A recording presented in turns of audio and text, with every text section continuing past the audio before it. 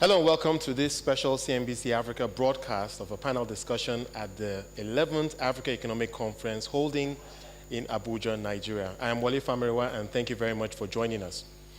Over the next half hour, we will be discussing pertinent issues relating to agriculture. Indeed, the theme of this conversation is the way forward to transform Africa's agriculture sector. Indeed, it's an interesting space to be. A lot has been happening in terms of policy changes across the continent, but many of the statistics speak to the fact that we still have a long way to go for Africa to truly realize its potential in the agriculture space. And joining me for this conversation, starting from my immediate right, is Professor Eric Maskin. He's a Nobel laureate and professor from the Harvard University. He'll be sharing some really useful perspective in terms of globalization and inequality and how all that connects to agriculture in Africa. We also have Abdoulaye Mar Dieye, United Nations Assistant Secretary General and Director, Regional Bureau for Africa at the United Nations Development Program. We also have the pleasure of having His Excellency, the Minister of Agriculture and Rural Development for Nigeria, Audu Ogbe. He will be sharing some perspective on his thoughts on this very pertinent topic. We also have the President of the Africa Development Bank, Dr. Akinwumi Adesina, joining this panel. And last but certainly not least is Abdallah Hamdok, Acting Executive Secretary at the United Nations Economic Commission for Africa. Professor Maskin, I'd like to start with you because I know you have to leave us shortly. And earlier you did make a very interesting presentation on globalization and inequality. Can you just share your high-level thoughts on why this is a pertinent issue as Africa tries to transform its agriculture space? Globalization is a powerful engine for enriching countries. We have only to look at the experience of China over the last 30 years to see how a country can go from the brink of starvation to accomplish many wonders if one is plugged into global trade. That's how China was able to develop. But the problem with globalization is that not everyone in a country benefits from this development. That is, globalization, as we've seen, contributes to inequality as well as to prosperity. And it's typically people in agriculture, subsistence agriculture, who are left behind when globalization takes over. That's what's happened in China. We've seen hundreds of millions of people raised up from poverty, but there are equally many people who have seen their lives change little, if at all, over these last 30 years. And my concern is, first, why have these people been left behind, and what can be done about it? I think that the answer to why they have been left behind is that this globalization has entailed a globalization of the production process itself, so that now companies are truly international in nature and can hire people from any part of the world. And that's true of agricultural enterprises as well. Right. But when they hire workers, agricultural workers, for example, they want people who have some skills, who, for example, know modern agricultural techniques. Otherwise, they're not interested. And so people without skills don't get jobs and are left behind. Right. So as Africa begins to think about a new, if you like, a new deal for agriculture, what are the pertinent issues that we need to face, and what should be the priorities of policymakers in making this happen? I think you spoke to a very interesting point about upskilling the labor force. Yes. I think the number one priority is to raise skills and to improve education. Because once that is done, those people will be able to participate in a globalized world. They will have something to offer. They will find that their wages are raised, their lives are better, and so the investment that has been made in their skills and education will more than repay itself. Right. I think some interesting statistics have been put out there in terms of the direction Africa is going if we do not address the underdevelopment of the agricultural sector. $35 billion spent to import food today. There are thoughts that in the next 10 years that number could rise to over $100 billion. And that speaks to the urgency to fix things. And as an economist, I just want to get your perspective on how quickly this transformation can happen. And if we do want a quick transformation, what must we do now? Transformation can happen very quickly if we have the will to make it happen. Again, to learn from China's experience is to see how in a matter of a decade or two, people's lives can be dramatically changed. But it does mean that governments are going to have to get involved in a big way. Skill improvements and educational improvements don't happen by themselves. The people without skills can't pay for this training themselves. Employers don't have sufficient incentive to make the investment, because if I'm an unskilled worker and you're an employer, you can train me, sure, but then I can go to work for your competitor and your investment in me is lost.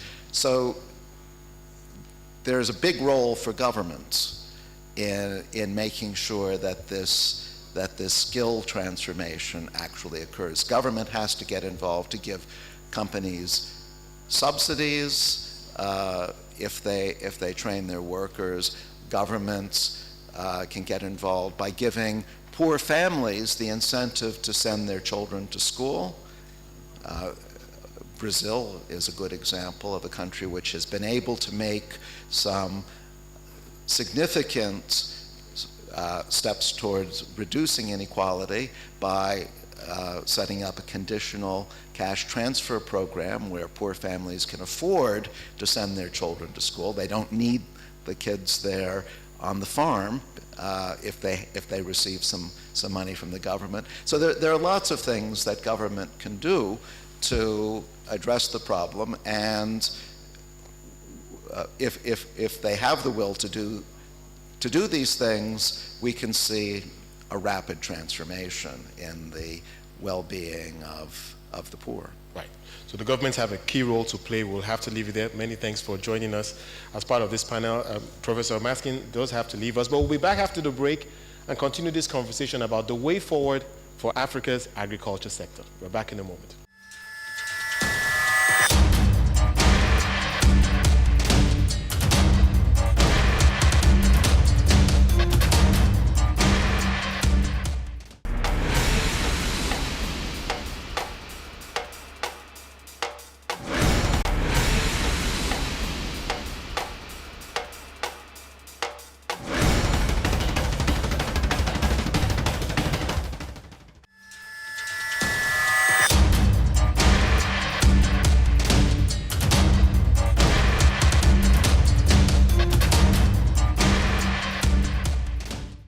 Welcome back to this special CNBC Africa broadcast on a conversation about moving Africa's agriculture sector forward. And I'd like to continue now by bringing in the president of the Africa Development Bank to give his perspective on this point. Dr. Adishino, it's always great to look back before we look forward, and we're looking at the way to move forward and feed Africa. But your thoughts about why you think we're still talking about feeding Africa almost half a century after independence? Well, I think that's the most embarrassing part of it, is that, after independence, many countries jubilated, were excited about being free. But in fact, you are not really independent unless you can feed yourself. And the reason for that is very simple. If you depend on others to actually supply food to you, if you take your mind back to what happened in 2008 with the global food prices that we also had. And so it means that even if you had the money, you couldn't really find the food to buy. So food security, it's not just a matter of household food security, it's also about how nations are able to secure themselves. Now, if you have shocks in external commodity prices, it means that you have a pass-through inflationary impact into your own domestic economy. That drives up inflation, that drives up nominal wages in your countries, and your entire economy is affected. Therefore, I think as we look at agriculture, we must not just simply look at agriculture as that sector where you have a lot of poor farmers. We must understand that agriculture is central to how you have macroeconomic and fiscal stabilization for countries. Now, take, for example, what Africa has been doing for quite a long time. In my view, makes absolutely no sense. Yeah. You have a continent that has 65% of all the arable land globally to feed 9 billion people by 2050. That continent spends $35 billion importing food that it should be actually producing and exporting towards others. And as it does this, it actually decimates its own rural economies. It drives away jobs from its own economies. It imports inflation, right? And at the same time, you have a situation that it's not able to become competitive. And so my view is that Africa must change, first and foremost, its approach to agriculture. Agriculture is not a way of life. Agriculture is not a development sector. Agriculture is a business, right? It's going to be in 2050 a $1 trillion business. But we are going to have a population of additional, maybe close to 1 billion people, which means others are going to be feeding Africa. No, Africa must wake up and take advantage of agriculture. To do that, Africa has to modernize the agricultural sector. When I was Minister of Agriculture here in Nigeria, I still wear my bow ties even as President of the African Development Bank. The reason why I did that was because I wanted young people to understand that agriculture is a money-making business, right? If you take a look at Kellogg's Foundation, Kellogg's Foundation makes money. What does Kellogg do? Kellogg basically takes maize, it extrudes maize, it adds a little bit of some vitamins and sugar to it, and it's a multi-billion-dollar enterprise. No, agriculture is a money-making business, and therefore we have to drive agro-industrial development of agriculture in Africa. And that's why we are actually working very, very hard right now to make sure agriculture is taken seriously as a business. Very interesting point you have made. And let's speak to the current Minister of Agriculture in Nigeria and to hear his thoughts on this point, about how we've gotten to this point. Minister Ogbe, we know that Nigeria is one country that also spends billions of dollars importing food. We have the largest population in Africa today. Your thoughts about how we got to this point? I think it's quite obvious to us that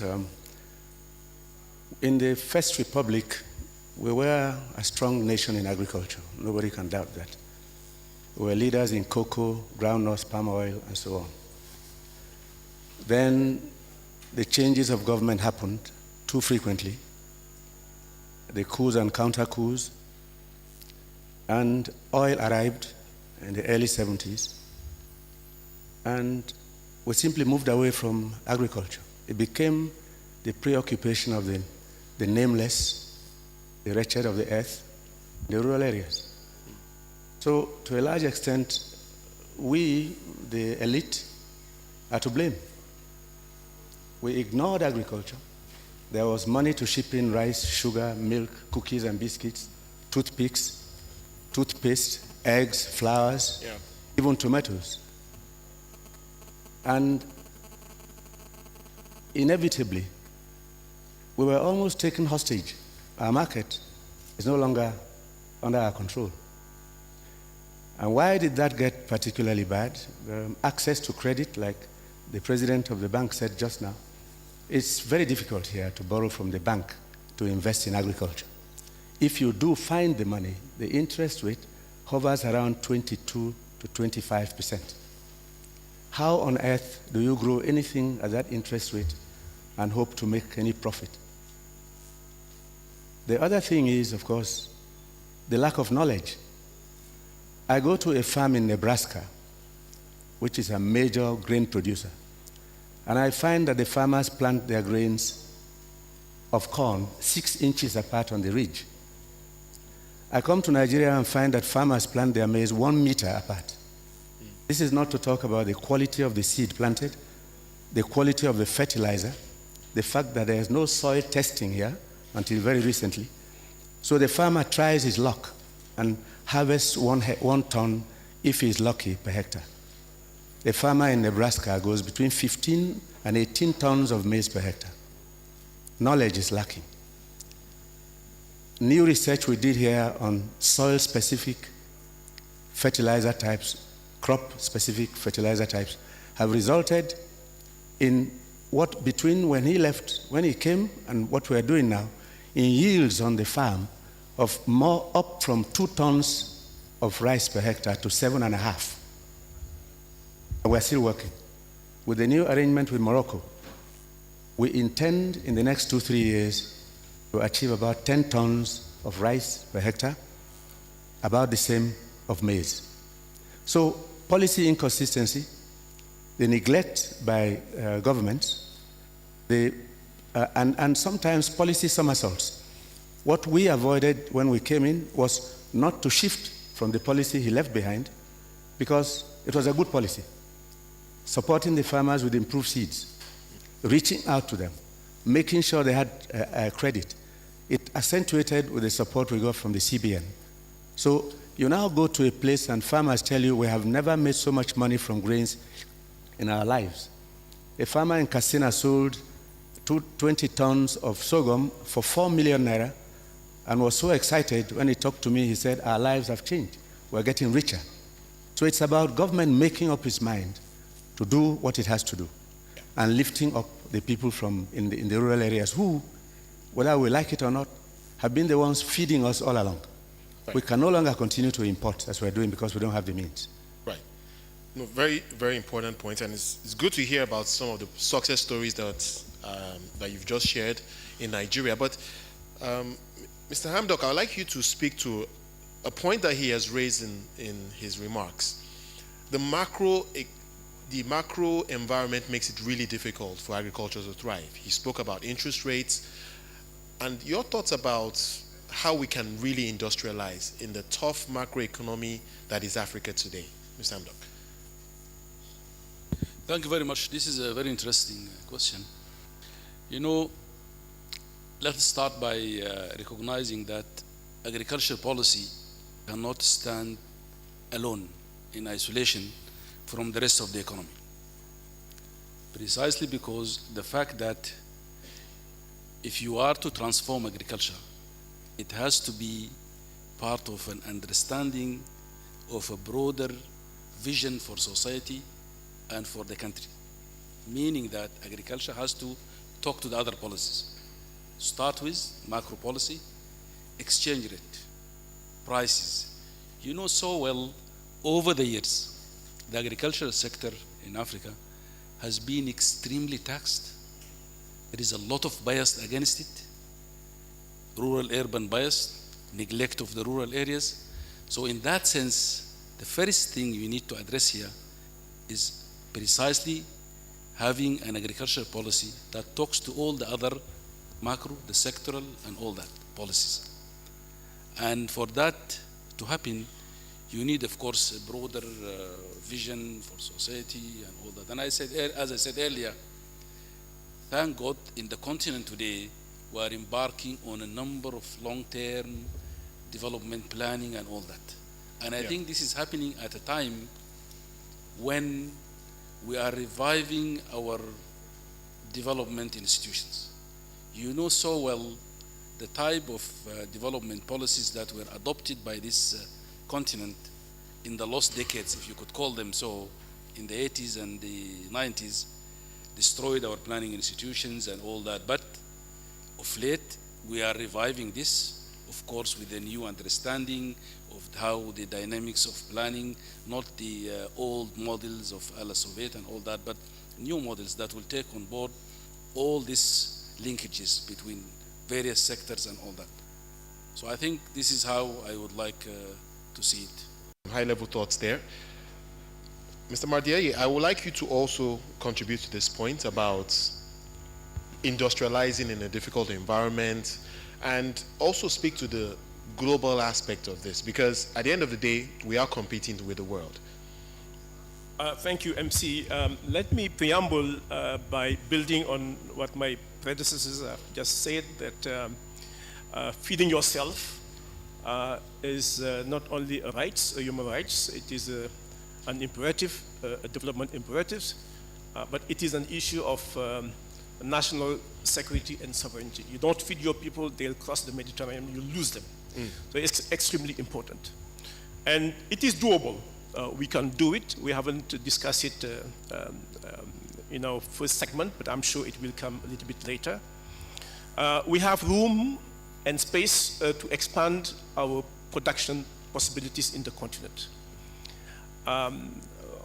The Vice President talked about tomato. I'm just coming from the Sahel, where I look at the mango productions, and we have done some studies in UNDP and FAO, and we have seen that we are losing 35% of agricultural production in waste. So, and the President of the Bank said it, proper waste management, storage, and transformations would enhance our production by 1/3. So step just number waste one. management. Just waste management, number one. Number two, we talked about tomato and mango, and we have many products. If you look at the way our productions is transformed, you'll be amazed. On average, or retained, only 15% of our value chains is retained in the continent. 85% is out. Now move the cursor in terms of 1585, you would get 4060. The huge potential of transformations that we have in the continent. I live in the United States, and I go to Ayurvedic markets, and I see that some health companies are using the seed of mango to drill oil to cure blood pressure, cardiovascular diseases, and diabetes. And when I go to my country, Senegal, it is wasted. You see the potential that we have, if we can use that, transform it, what we can do. So there is huge room of maneuver. So waste management, retention, and transformations is extremely important, number one. Number two, I'll come back to your question, but I'm building to it. No, it's an interesting point you're making, but go ahead. To building on that, number two, the issue of scale. Yeah. We have very narrow economies in numbers and in purchasing powers. So there too we have space to improve agricultural production and productivity. On the supply side as well as on the demand side. Take countries like Cote d'Ivoire and Ghana. If they were just to create the same common marketing board, look at the power they can wield, that they have to conquer the markets on the supply side. On the demand side, by greater economic corporations, I think we can create a bigger Keynesian effect on demand of our products. So there is an issue there. Now coming to your questions, I will link it to what I said earlier. And we always make the mistake as economists and policymakers thinking that it's an issue of economic policy. Economic policy is just the tip of the iceberg. It's political economy. I was going to say, is the political economy stupid? Let me give you two examples, internally and externally. Why we're not dealing with the political economy. Internally, in most countries in Africa, we over-subsidize the urban areas, and we overtax the rural areas. And sometimes for political reasons, because you have politically a capital to tap the urban populations. They are more vocal, and you get them. And the rural farmers that are not speaking are marginalized and penalized as a matter of political economies. But we are hurting the economy on the long term by not investing on subsidies to the agricultural sector. That's extremely important. It's a matter of political economy. Now, you go globally, the asymmetry that you see in subsidies in Europe, in America, compared to what we have here, is killing our economies. And if we don't have together the voice, aggregated political voice in the developing world to fight that asymmetry, we are doomed. So there's no way we'll be able to compete. Absolutely, and I do agree with some, maybe it's not politically correct to say it, some African countries that are resisting some schemes that we are negotiating with some countries.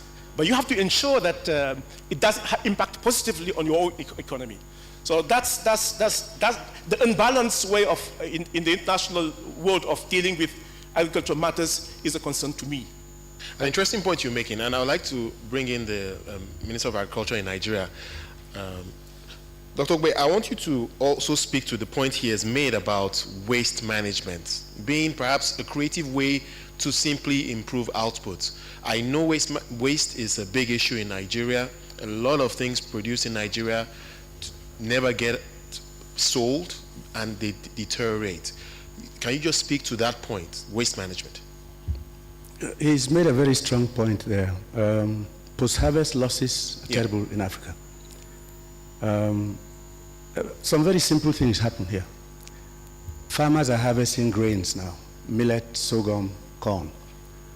Many of them quickly harvest without drying the grains to a moisture level of 13 or 12% and put them up in polypropylene bags and lock them up in warehouses. In markets like Dawano in Kano, where temperatures can rise sometimes to 42 degrees, the grains begin to sweat because the moisture content is too high. Then they develop mycotoxins and aflatoxin, and they become poisonous. They cause cancer. So ordinary drying of grains is a technology we haven't even taught the farmers. So people are in a hurry to pack and store, waiting for when they'll make a killing in profit. Others are like he said of mangoes.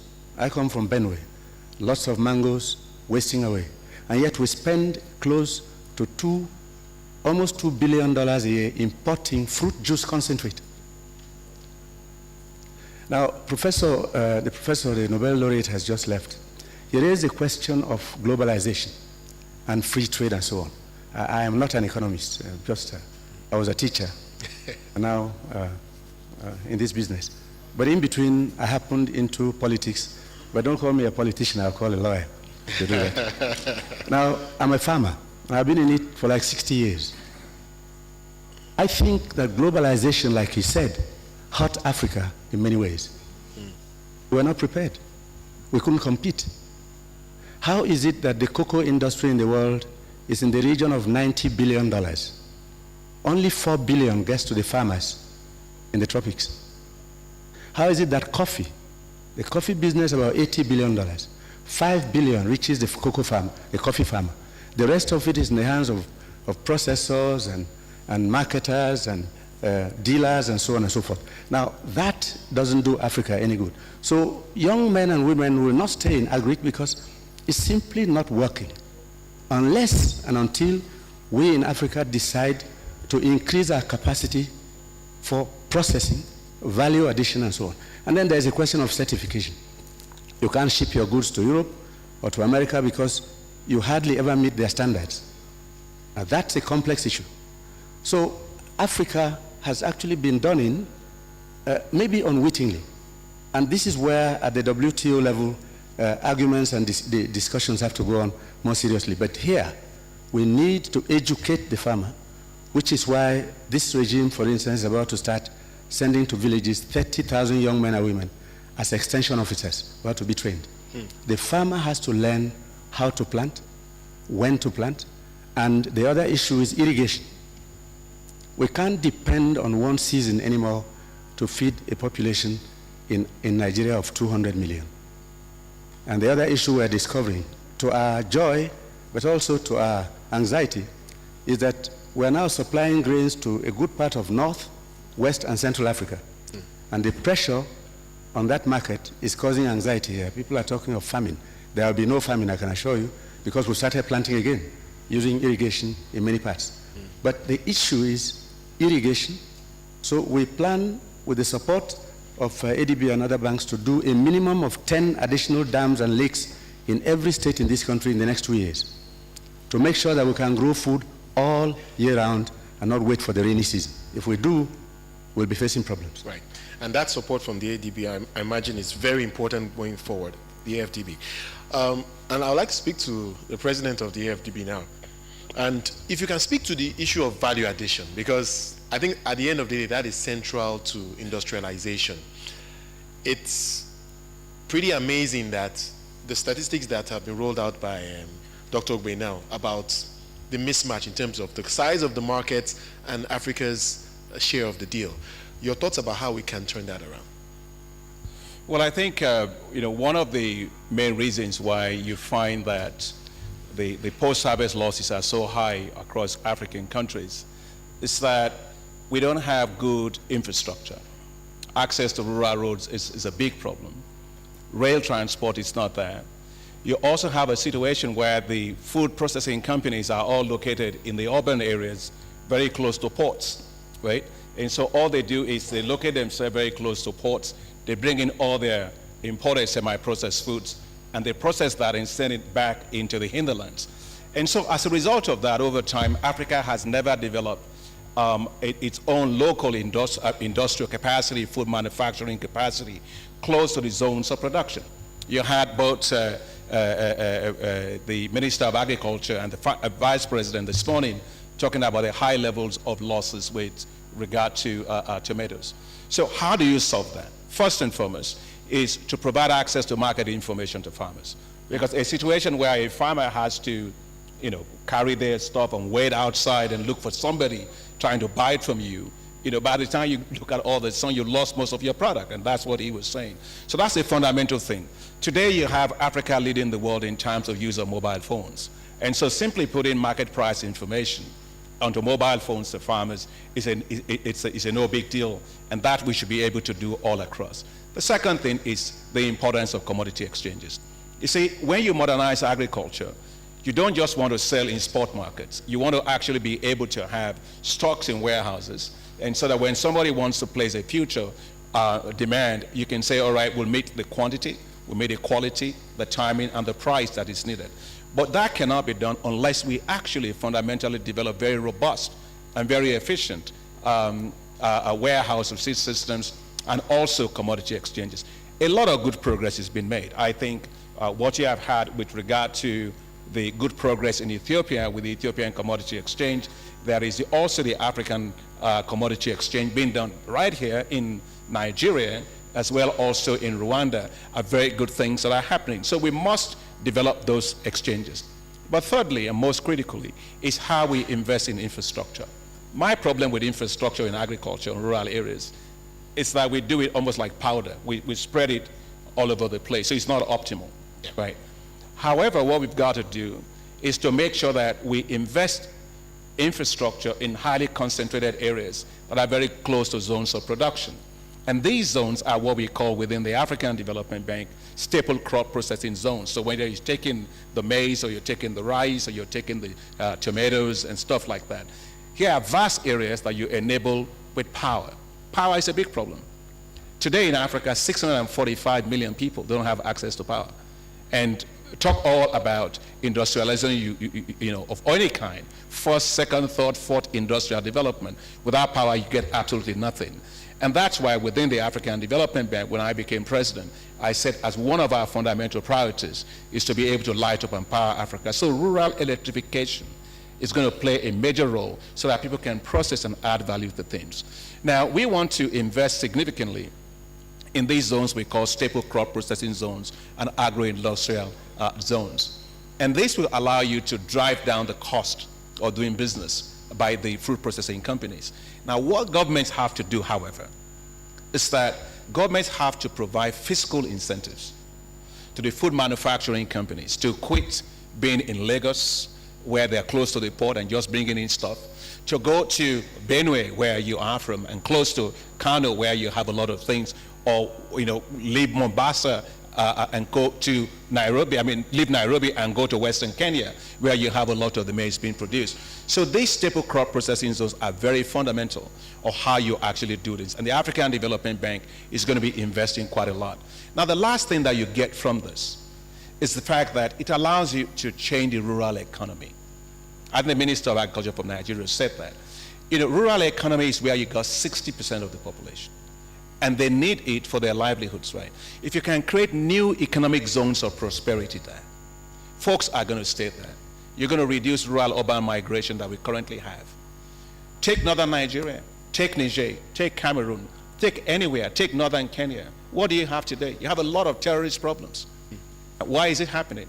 And that's because a lot of young people can't find livelihoods again in rural areas. So those rural areas have become what I call zones of misery. And so the key is to turn them to zones of economic prosperity. Now that can only happen when you actually modernize agriculture, when you take the food processing companies there, they can therefore process and add value and buy from farmers and assure them of stable prices. And that's how you do it. And I think it's part of what we are saying about the modernization of agriculture. We've got to make it cool. We've got to make agriculture really, really cool for young people. Because if you take a look at the labor composition of agriculture today, it's actually quite amazing. I don't think that in 20 years, Africa is going to have farmers left if we continue this way. Or unless we get young people into agriculture, make them to have the skills, access to finance, we're not going to be able to do that. And I'm delighted that within the African Development Bank, we just partnered with the European Investment Bank to launch a $53 million euro facility called Boost Africa, which is going to provide them access to venture capital, a lot more for accelerator funds to be able to grow their businesses. We have launched an initiative called Jobs for Africa's Youth, with the goal of being able to create 25 million jobs, for our young people in Africa. A large part of that is going to come from agribusiness sector. I'm sitting here and I see one of them. Ada Osakwe is here, and I can see her from the screen here. And she has her company where she's doing nully juice and all kind of, so she used to work for me. So I might as well put in a pitch for her. She's doing a great job there. But you have several other people, young people, that are doing a lot of great things in agriculture. So all to say that when we turn agriculture into money, our young people will go there. They will not be coming to urban areas. They stay over there. I have always said, you've interviewed me several times, sure, I believe that the future millionaires and the billionaires of Africa are not going to depend on oil and gas. I can tell you that. They're going to depend on agriculture, because nobody smokes gas and nobody drinks oil, but everybody eats food. All right. Now, I think very well said. You very, very interesting perspective from the entire panel. I have to take a short break right now. We'll come back after this and continue this conversation about taking Africa's agriculture sector forward. We're back in a moment.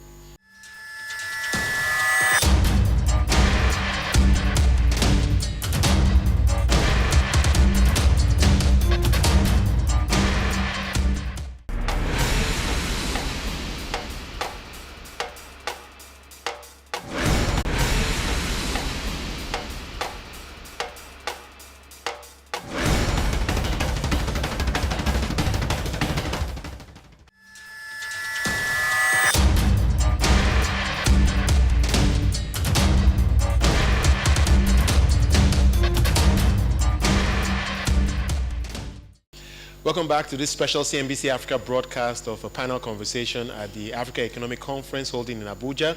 I would like to continue this conversation around how we take Africa's agriculture sector forward.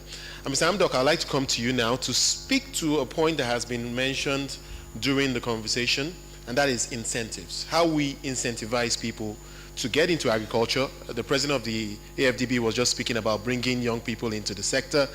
But many will suggest that there are perhaps easier ways to make money, quicker ways to make money, maybe just trading. Your thoughts about incentivizing people into agriculture? Thank you very much. I think this is a very interesting issue. For agriculture to be as the president of the bank has said, as an enterprise, as a business, you need to address a number of barriers to this. First, I think from the morning we have touched on this issue, but maybe not quite well. I think key to making agriculture attractive to our young people is first to increase productivity and production in agriculture. And that has to go through enhance and improve technology and innovation. If you look at all nations that have developed, they have put probably about 2% of their agricultural GDP in innovation and into research and development. South Korea experience tells us exactly that. If we do not make that investment in agriculture, it will not be attractive to anybody. Second, the issue of the supply of soft and hard infrastructure into agriculture. We've talked about this. But here we need also to address a number of market failures, asymmetry of information between rural and urban, address the issue of labor market in the rural areas, but also, more than that, the supply of public goods in the agriculture sector. All this has to be spearheaded by government to provide that incentive framework. But above all this, we need to address the disinvestment in agriculture. Finance. If you look today, there is a very serious issue of lack of financial intermediation in our rural areas. Look at all the countries in the continent. How many banks do we have in the rural areas today? We need to address that also as a deliberate policy that would provide ample and adequate supply of credit to our farmers. But I think I can't leave this before just making another 2 points. Right. One thing, you know, if you look at the agricultural production today, particularly food products, 85% of the producers of food in our rural areas are women. Yet, they are at disadvantage and there is an extreme gender bias in rural markets in terms of credit, but more than that in terms of land ownership and all this. So we need to work on that. And finally, we need to make agriculture reduce risks, but also address the issue of maybe providing insurance schemes that would allow for building resilience in the agriculture sector. Right. If we do all this package, then agriculture becomes an attractive enterprise that will allow our young people to take it serious. Right. Very important points, and I think it will take a while to achieve some of these things. Well, Mr. Mardeli, I see you've been making quite a few notes. I'm sure you have a lot to say. Maybe you want to take this conversation further. Well, let me first, a very interesting conversation. Let me build on what we have said so far. But I think the fundamental here for us is to correct the error of casting for which we have been as African countries. Let me explain why. Economists here who are attending this conference will tell you that you do your economics based on your initial conditions. If you have lemon, if they give you lemon, you do lemonade. If they give you grape, you do wine, but you can't take grape and do lemonade and vice versa.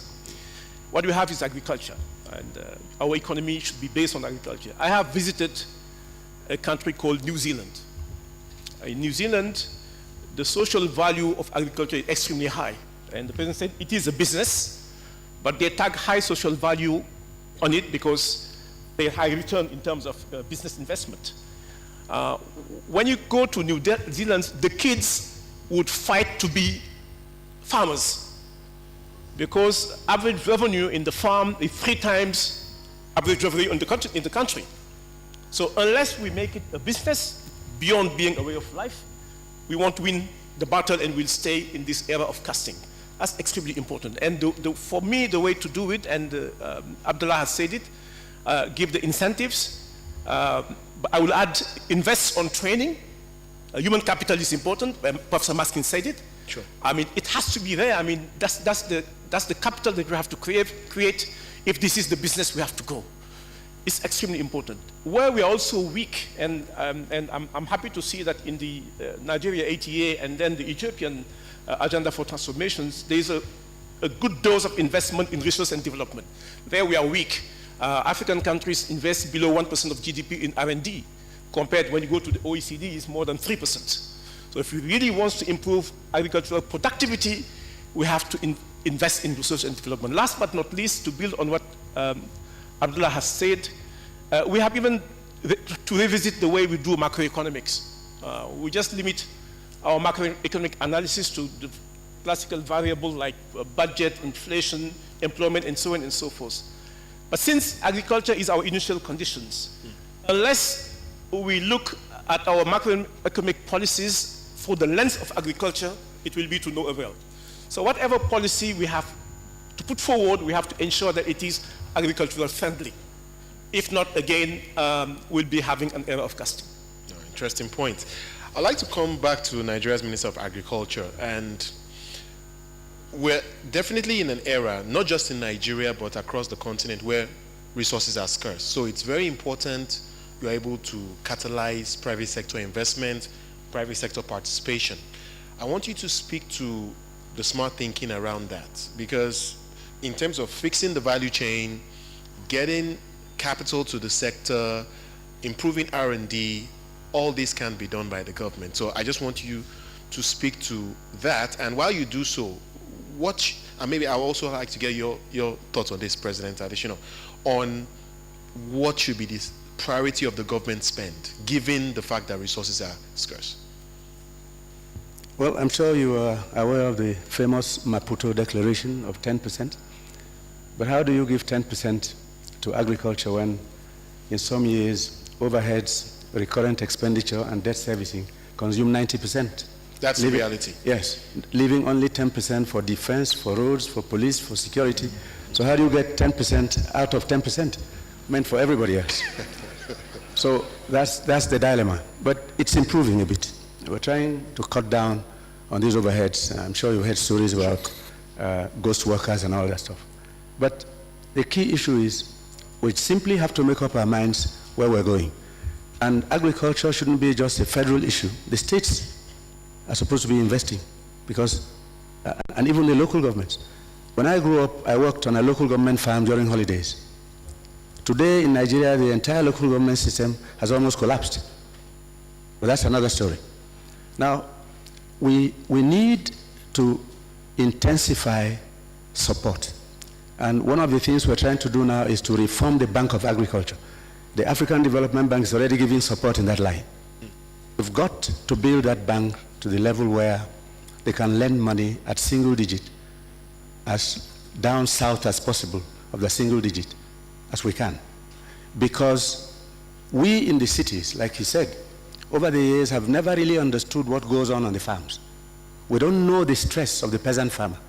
I was in Ebonyi last week. Massive rice production. They are harvesting by hand using a sickle. Imagine a hectare of rice as a football field, being cut by hand by a man and his wife, bending down all day, and then beating the rice on a stick to get the seeds off the stalks. If that guy has 2 hectares, he may not finish harvesting till the rainy season arrives. So we need harvesters, we need threshers, very simple machinery to support the farms, because they're quite happy now, they're making a lot of money.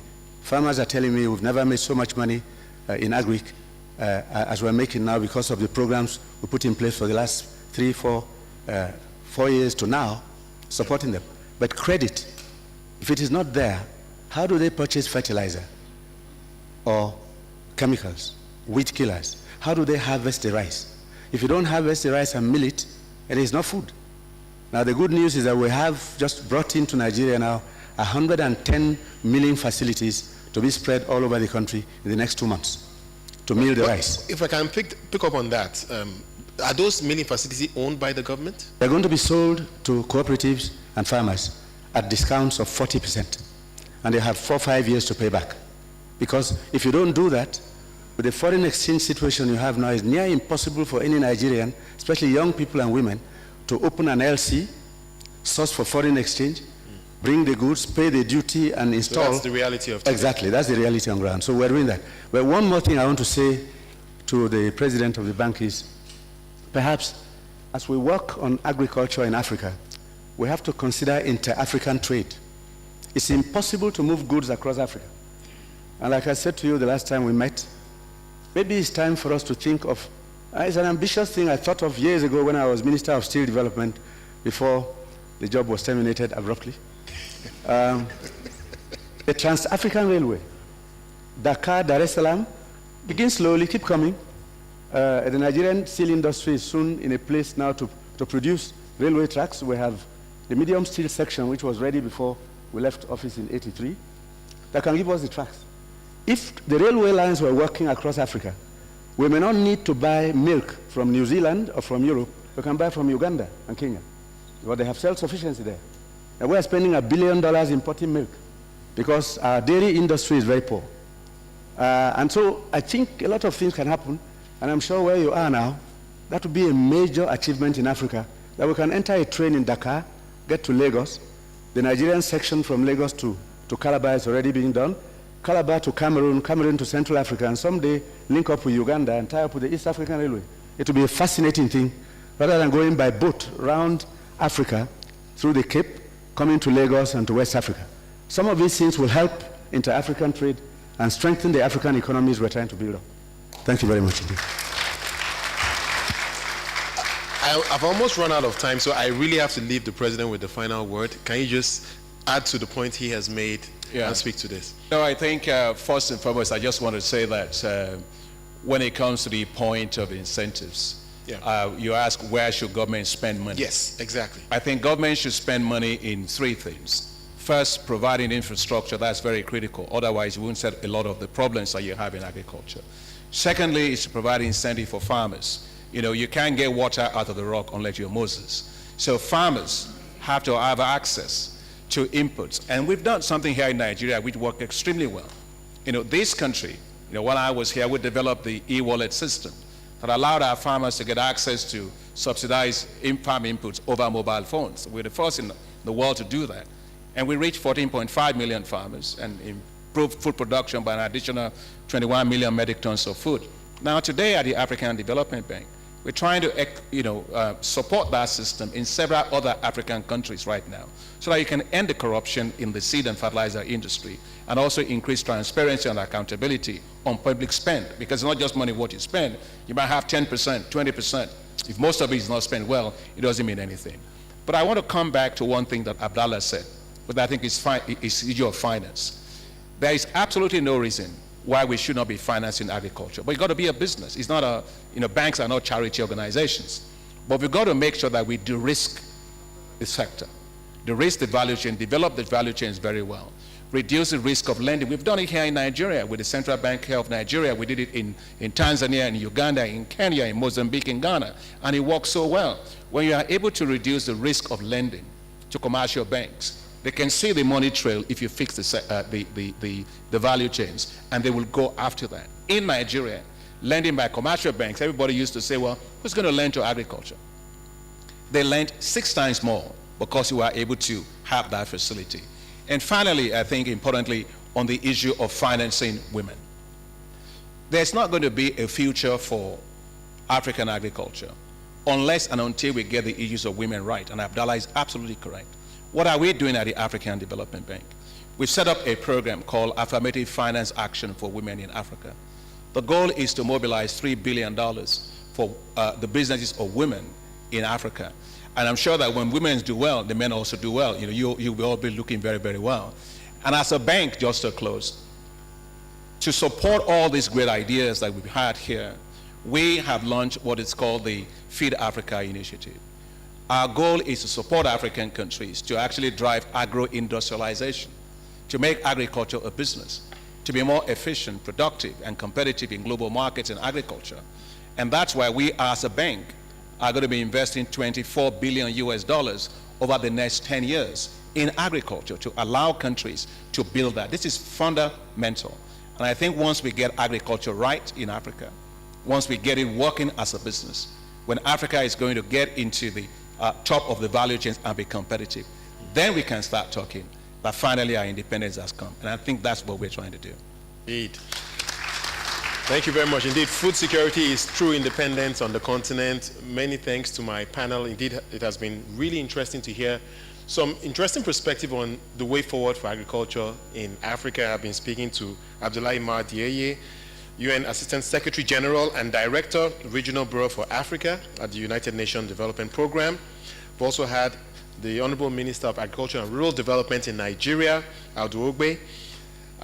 We've had the President of the Africa Development Bank, Akinwumi Adesina, and last but certainly not least, we've also had Mr. Abdallah Hamdok, Acting Executive Secretary at the United Nations Economic Commission for Africa. And that ends our coverage of this very interesting conversation on moving Africa's agriculture sector forward. Thank you very much for watching.